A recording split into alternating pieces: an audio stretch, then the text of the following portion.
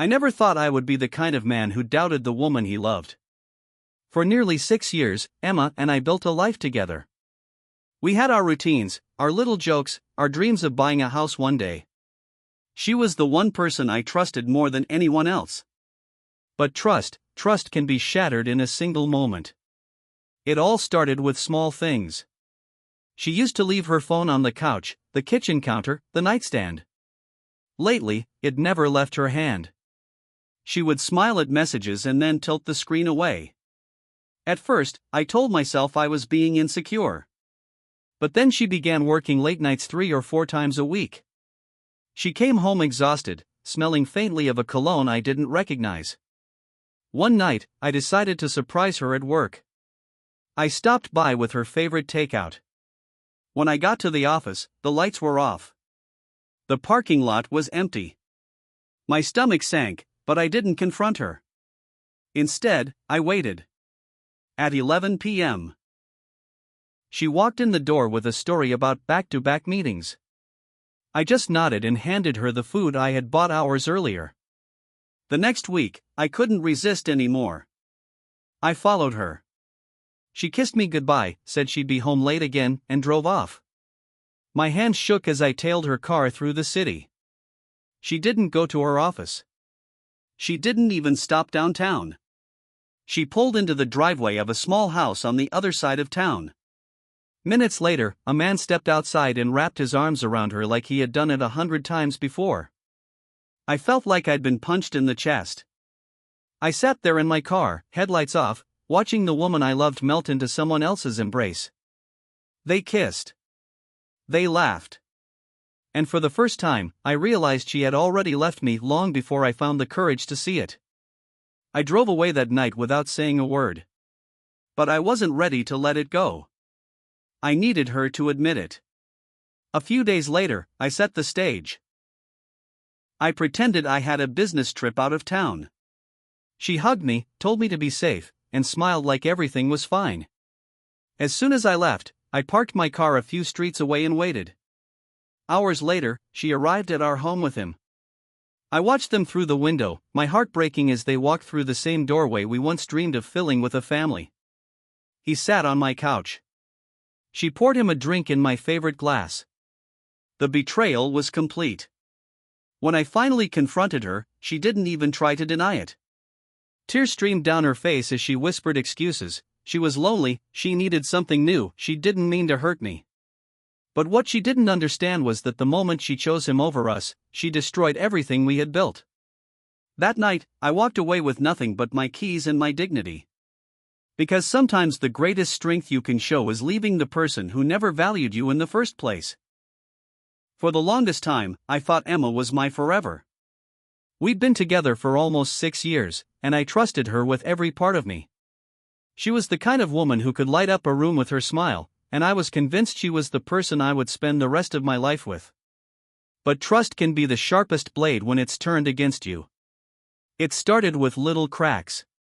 She used to leave her phone lying around, unlocked, but suddenly she started keeping it face down, even when she was in the shower.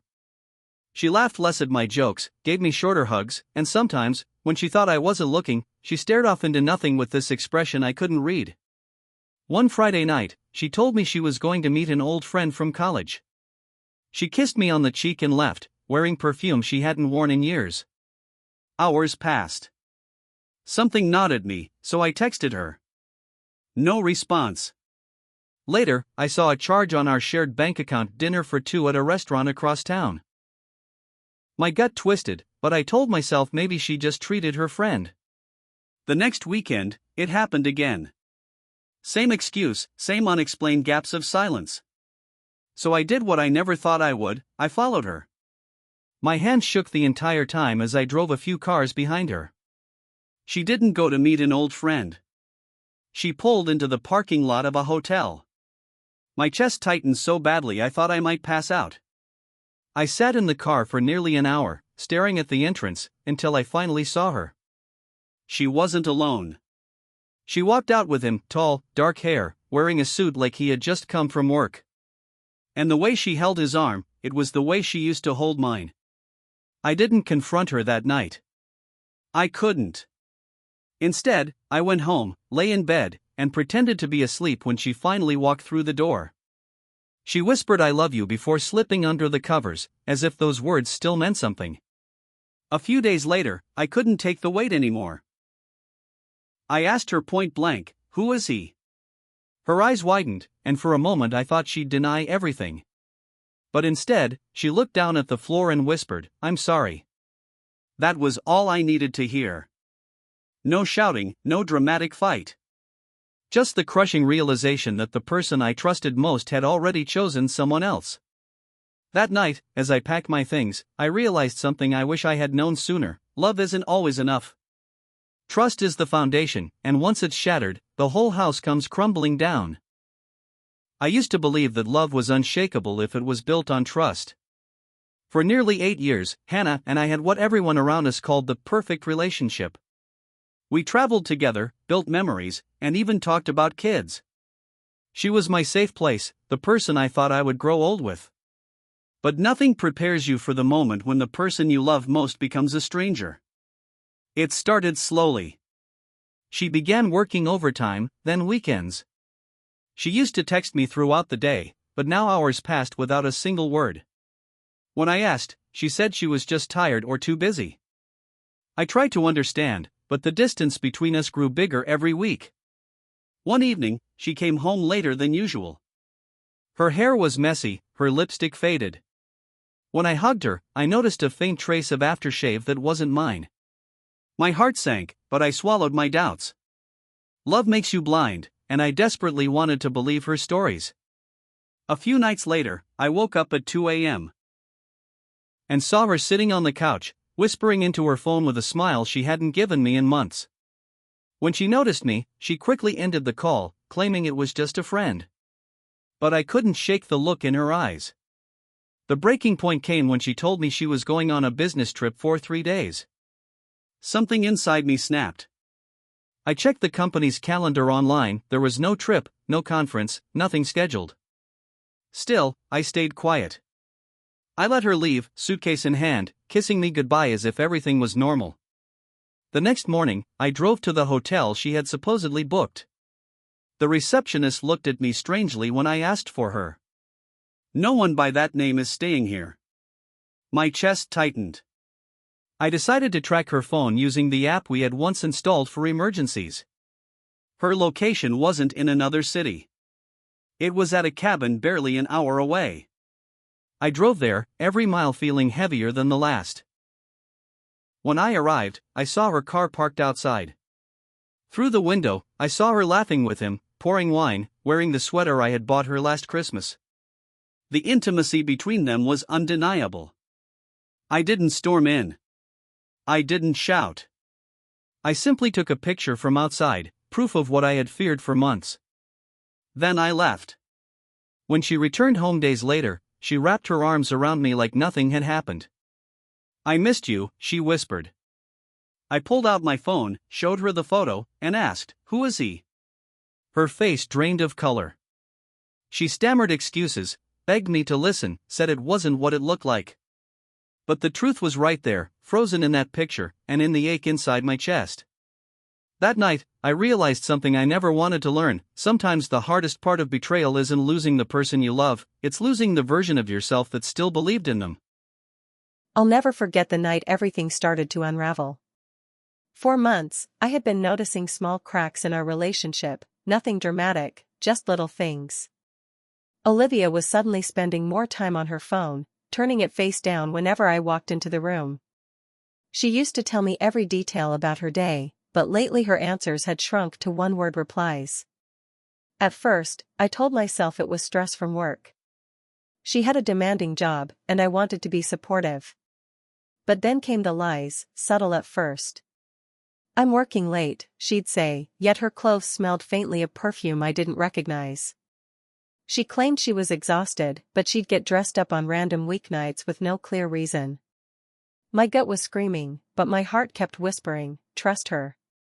One Friday evening, she told me she was going out with coworkers. I nodded, kissed her cheek, and wished her fun. But a few hours later, while scrolling through my phone, I saw a picture pop up from a friend of a friend. A group shot at a bar across town. Olivia wasn't in it, but I recognized the man sitting just out of focus in the corner, the same guy she had mentioned from work once or twice, always with a laugh that felt a little too nervous. My chest tightened. I didn't want to believe it. So, I drove. I told myself I just needed peace of mind, that I'd prove myself wrong. But when I pulled up to that bar, there she was, not with coworkers, not surrounded by friends. She was with him. Their bodies leaned too close, their smiles too soft. When his hand brushed hers across the table, and she didn't pull away, I knew. I didn't go inside. I sat in the car, my hands gripping the steering wheel so tight they ached. For the first time, I realized the person I thought was my partner, my future, had already started building a secret life without me. The next few days were torture. She came home like nothing had happened, kissed me goodnight, laughed at my jokes. But every gesture felt hollow. Finally, I couldn't hold it anymore. I asked her, straight to her face, "Are you seeing someone else?" Her silence was louder than any scream. Her eyes darted, her lips trembled. And then, she nodded. No excuses, no elaborate lies. Just the quiet truth I already knew. I didn't shout. I didn't beg. I simply stood up, packed a small bag, and walked out. Because sometimes the worst betrayal isn't the affair itself. It's the moment you realize the person you trusted most has already left you long before you had the courage to leave them. I used to think Emma and I had the kind of love that could survive anything. We had been together almost a decade, and I truly believed she was the one. She was warm, kind, the type of person who lit up a room. But what I didn't realize was that sometimes, the brightest lights hide the darkest shadows. It started with the little lies. She'd say she was going to the gym but come home without breaking a sweat. Or she'd claim she was too tired for dinner, yet later I'd see charges on our shared credit card from restaurants across town. I brushed it off, thinking I was overanalyzing. Love makes you blind like that. One evening, she told me she was spending the night at her sister's place.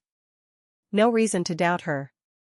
But while scrolling online, I stumbled across a photo tagged by her sister, a picture of her and her husband, enjoying a quiet night in. No Emma in sight. My chest tightened. Still, I gave her the benefit of the doubt. But then came the night I'll never forget. I left work early, hoping to surprise her with flowers. As I drove up, I noticed an unfamiliar car parked in front of our house. My gut clenched. I stepped quietly inside and heard voices in the living room, hushed, intimate. I peeked through the doorway, and there she was. My Emma. Sitting on the couch with him. Their hands intertwined, her smile soft in a way I hadn't seen directed at me in years. They weren't just talking. They were together. I didn't confront her then. I couldn't. My legs felt like lead, and I slipped back outside before they noticed. That drive away from the house was the longest, coldest drive of my life. For weeks, I kept the truth inside me. I pretended, smiled, kissed her like nothing had changed. But inside, I was breaking. I replayed every moment of our relationship, wondering when exactly she had stopped being mine. Finally, I couldn't keep it in. One night at dinner, I asked her point blank, "Emma, are you in love with someone else?" Her fork froze midair. The color drained from her face. And then, the tears came. She didn't deny it. She didn't even try. She just whispered, "I'm sorry." And in that moment, I realized something brutal but true: love doesn't always end in hate. Sometimes it ends in silence. In quiet betrayals. In the empty spaces where trust used to live. That night, I packed a bag. I didn't yell. I didn't cry in front of her. I simply walked out the door because staying would have been worse than leaving. And as I drove away, I understood, sometimes the person you thought was your forever becomes just another chapter you wish you could forget.